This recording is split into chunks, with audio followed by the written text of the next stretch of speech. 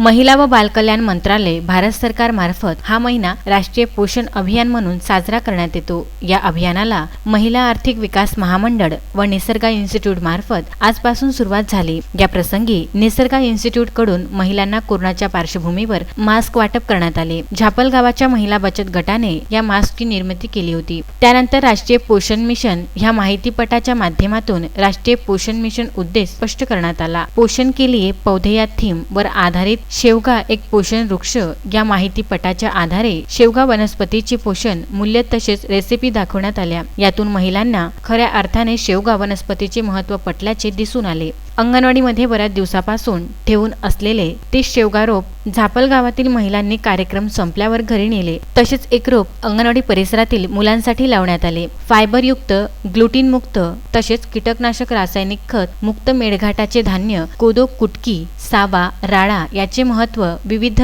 Millets फिल्मच्या माध्यमातून समजावून सांगण्यात आले। जगभरात मेळघाटचे भरड धान्य आवडीने खाल्ले जात आहे आणि आपण आपल्या धान्याला दुय्यम समजायला लागलो, अशी भावना या फिल्मच्या माध्यमातून निर्माण झाली। महिलांनी आपल्या प्रत्येकीच्या शेतात निदान कुटुंबापुरते तरी सिरीधान्य, भरड धान्य लावावे अशी चर्चा मार्गदर्शक गीता बेलपत्रे यांनी घडवून आणली। माविमच्या तेजस्विनी प्रकल्प महिला बचत गटाच्या माध्यमातून कोदो कुटकीचा व्यवसाय आर्थिक उन्नतीचा कसा झाला हेही महिलांना दिंडोरी गावाच्या माहितीपटच्या आधारे समजून घेतले। यावेळी महिला आर्थिक विकास महामंडळच्या सहयोगिनी यांनी महिलांना बचत गटाचे महत्त्व सांगितले। यावेळी स्वतःचा व्यवसाय सुरू करण्याबाबत 10,000 रुपये धनादेश कर्ज स्वरूपात गावाच्या 6 बचत गटातील अल्ट्रा पुअर 25 महिलांना देण्यात आले। या कार्यक्रमाला माविम मार्फत सहयोगिनी वंदना गावंडे, सविता जारेकर, हिरुमला सेलेकर, दीपमाला भारवे, अंगणवाडी सेविका, पोलीस पाटील उपस्थित होते। या अभियानाला धारणी तालुक्यातील माविमचे